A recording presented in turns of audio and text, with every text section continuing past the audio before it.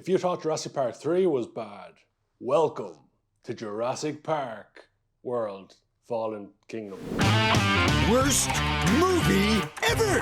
Welcome to Worst Movie Ever, the show here on Karl's Movie Film Show. I'm Karl, by the way, where we look for the worst movie ever. It's pretty explanatory in the title. So far, we've had 20 other contenders, and the current reigning, defending, undisputed worst movie ever so far is Star Wars The Last Jedi. If you want to know why, check out the video right up here. And there'll also be a link in the description. But today, seeing as Jurassic World Dominion comes out in just a few weeks' time, I felt it was a good time to add Jurassic World Fallen Kingdom as a contender for the crown of the worst movie ever. Now, I'm sure there's plenty of people out there going, I don't think it's as bad as Jurassic Park 3, or some people might have, for some reason, even liked this movie. I don't really know why, because it's a big pile of shite.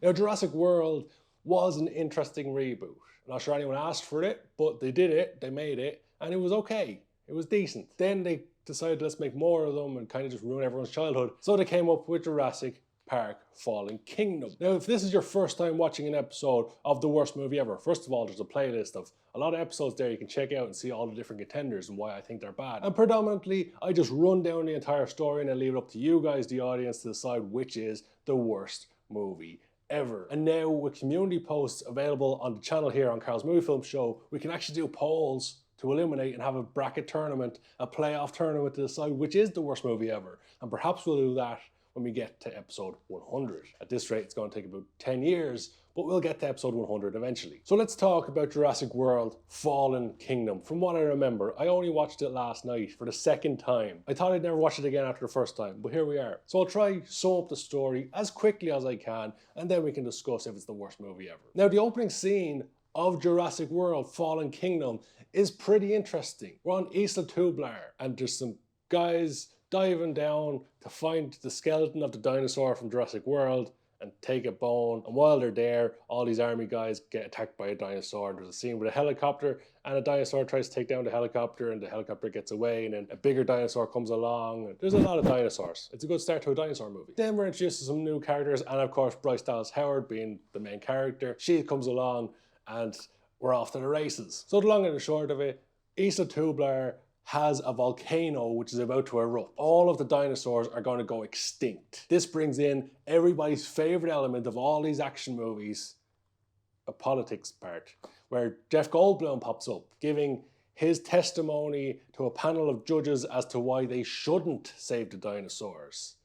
Because why not? Let's just have Jeff Goldblum in a Jurassic Park movie for the sake of it, but not have him play his usual character. Just have him sitting down for like 2 scenes. It seems like a good waste of talent, but there you go. Eventually, the judges or the government or whoever they are, they decide they're not going to save the dinosaurs on the back of Jeff Goldblum's testimony. And Bryce Dallas Howard's character is distraught about this. She wants to save the dinosaurs. And luckily, right at the last moment, a rich benefactor reaches out to her and says, I want to save the dinosaurs. How convenient was that? So Bryce Dallas Howard's character goes off and she meets Mills, a very over-the-top, very super duper friendly, totally not going to be the bad guy.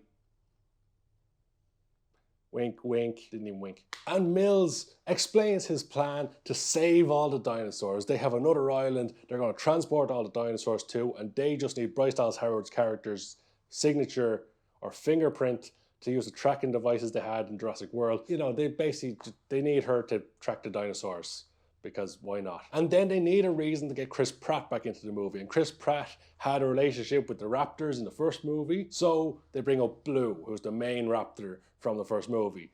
And they say, hey, you can probably get Chris Pratt to come along and help out. Why not? You got stuff he likes, and you can convince him. So Bryce Dallas Howard, without much hesitation, heads off and goes and finds Chris Pratt. So they end up in a bar. And Bryce Dallas Howard basically guilt trips Chris Pratt to come along with them to save the dinosaurs, despite him being reluctant. Now, when she's in the pub talking to Chris Pratt, she never says where to meet or how to get in touch with her or where they're going. We just end up in the next scene where Bryce Dallas Howard and her team are getting on the airplane, and as she sits down, Chris Pratt just sits up But how did he get there? He didn't know where to go. He wasn't told where to go. He wasn't told they were even getting on a plane. He wasn't told which plane to get on. Did he just turn up at the airport, pick a random plane and be like, I'll just lie down until they come in, it'll be hilarious. So the long and the short of it is we got the main team back. We got Chris Pratt, we got Bryce Dallas Howard, we got some other random people, and we got some army guys. And of course, the army guys, the head army guy, he's definitely not going to be a bad guy. Wink, wink. So they track down the dinosaurs, they track down the raptors, and Chris Pratt reaches out to Blue. Looks like she remembers they're going to have that connection again, and she gets shot out of nowhere. And then Chris Pratt goes to attack the army guy and he gets shot.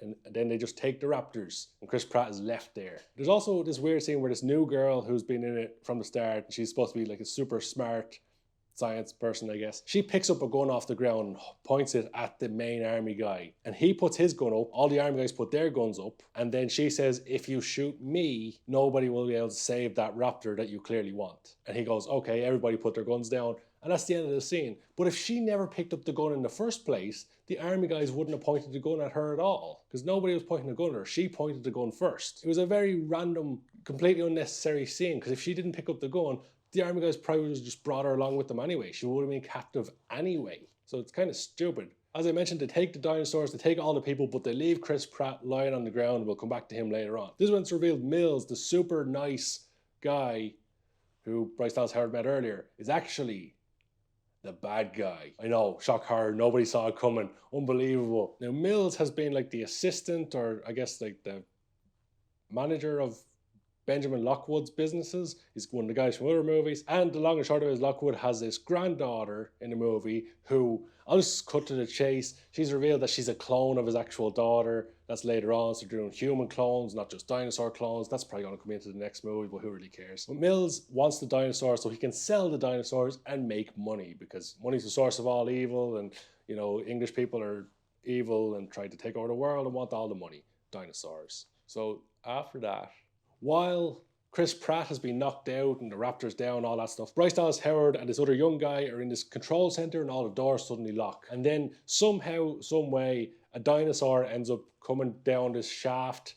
How he got in there in the first place, I don't know. There's lava pouring from the ceiling. It's a visually interesting scene, but it's a bit just kind of thrown together. Long and short of it, they escape. Dinosaur gets stuck in the room with the lava. And then along comes Chris Pratt, who's woken up in the jungle just before lava was about to hit him. He comes along with a load of dinosaurs chasing behind him as they all try to outchase the lava. So Bryce Dallas Howard and the other guy getting one of those ball things from the first movie, well, the fourth movie, but, you know, Jurassic World. And then along comes a big dinosaur, and Chris Pratt tries to hide from it. The other two are inside the ball, and basically another dinosaur comes along, just eats that dinosaur and walks off. So it was a bit anticlimactic in the end. Then Bryce Dallas Howard and the young guy who were in the ball thing, they end up flying off a cliff while all this lava's coming. They get stuck in the water, and Chris Pratt has to try to get them out of it underwater. It's very high octane, kind of stupid stuff. These scenes have some very interesting visuals. And of course you feel sorry for some of the dinosaurs who get stuck on the island that's exploding. But they get enough of the dinosaurs off the island, but their plan is to sell them, not save them. At some point we're introduced to Mr. Eversole, who's the guy that Mills is selling the dinosaurs to. But Mr. Eversole isn't sold on the dinosaurs. He's sick of waiting, he's sick of the delays, and he wants to just move on to something else. This is when Mills goes on to show him that they're actually making a new dinosaur. Didn't they do that in the last movie? In fact, doesn't that sound like a really bad idea, making a new dinosaur? Regardless of what type of dinosaur. It could be a dinosaur that cuts your grass, like eats your grass, like Flintstone style. It would still be a bad idea because it's a big feckin' dinosaur. Dinosaurs and humans don't work. We've seen that in all the Jurassic Park movies. Maybe that's the problem. In their universe, they haven't watched the Jurassic Park movies, because now we know. I think this is the one with the Indominus Rex. Maybe that was the last one. Who knows? There's too many new dinosaurs to keep up with. But basically, it's a super dinosaur. It's got all the superpowers of a dinosaur, and it can be targeted. So it's going to be a weapon. You can use a gun to somehow make the dinosaur figure out who to attack, and then you press a button on the gun to make the dinosaur attack. It's a dinosaur gun. That's what they made, a dinosaur gun. And I'm skipping a lot here because at some point, like Chris Pratt and all those, they end up doing surgery on the raptor, Blue, and then they get caught trying to stop the sale of the bigger dinosaurs. And the long and the short of it, Chris Pratt, Bryce Dallas Howard, they're all captured and in cells and blah, blah, blah. Then they escape because there's a dinosaur who likes bang his head on the wall. Then they try to disrupt the sale of the dinosaurs by getting that same dinosaur who bang his head to run in and attack people. Basically, the new dinosaur is stuck in its cell in the room where they were trying to sell it. There's no one else in there. And along comes the big evil army guy from earlier who shot the raptor, and he shoots the new dinosaur twice. The dinosaur goes down, and then this guy goes into the dinosaur cell because that's a smart thing to do. There's this big giant dinosaur in it. Even though you think you've knocked him out, I still wouldn't get in a cell with dinosaur anyway. But this guy thought that was a good idea. And of course, this new dinosaur is super smart. He was just playing dead all along. Because why not? Then the army guy gets his comeuppance from earlier from being a bad guy, and gets his arm chewed off, and then his face chewed off, and then the new dinosaur eats him. And then the new dinosaur decides he wants to eat more people because they're tasty apparently. So he just starts eating anyone that's around. And of course, we then somehow end up with all of our protagonists facing off with this new dinosaur who's trying to kill them. And right when things seem the worst for Chris Pratt, along comes Blue. Blue, you're my boy! The raptor that was very heavily hurt earlier and had operations on it and had been shot. That comes along and fights the other dinosaur. And that saves Chris Pratt a little bit of time. There's been a lot of other random shit going on. You know, all the dinosaurs are in the cells downstairs. There's a B story with the side characters where they're saved by Blue at some point. Then there's a problem with the ventilation system in the B story. And that means all the dinosaurs in the cells are going to struggle to breathe.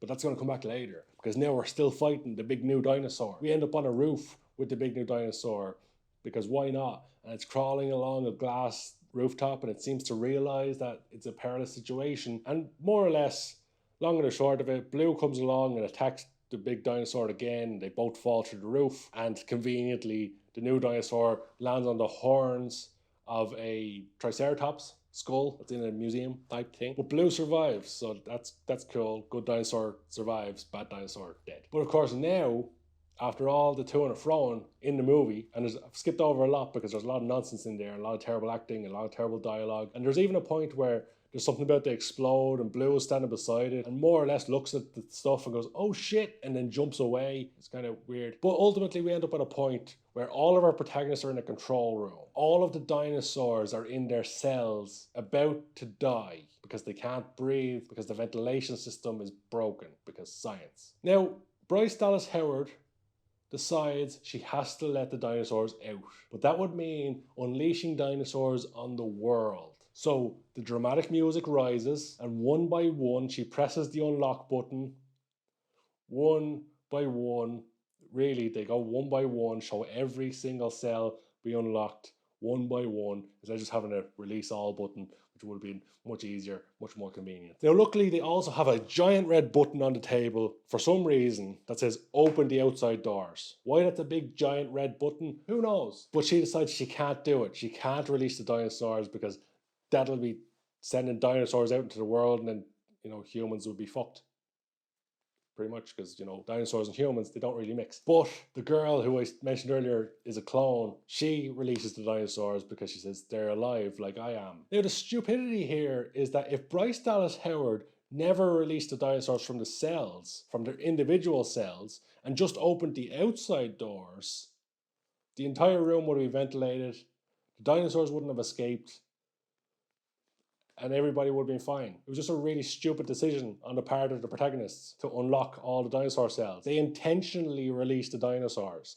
Despite saying that they didn't do it, they have clearly, very intentionally released the dinosaurs on the world. Therefore, making the protagonists the villains because they've unleashed dinosaurs on the world. I don't know about you, but I don't want to be walking out to the shops to buy some milk and all of a sudden there's a big T-Rex. That wouldn't be good. That would be very bad. T-Rex walking out, that's not good. That'd be bad. Be dead. This might be one of the worst written blockbusters of all time because there's just no sense put in there. There's no common sense in there. Why would you release all the individual dinosaur cells and then release the outside doors? Just open the outside doors, ventilate the room. It's like if there was a bad smell in this room here, I'd open the window. I wouldn't go around, open every press and every drawer and every cupboard and then open the outside door.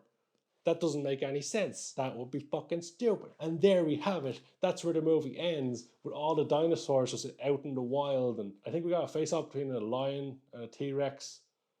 I'm pretty sure I know who wins that fight. But of course, they have to set it up for Jurassic World Dominion, which comes out in like 3 weeks. And I gotta say, I'm not holding out much hope, especially if it's written by the same people, because wow, Jurassic Park Fallen Kingdom was a stupid movie.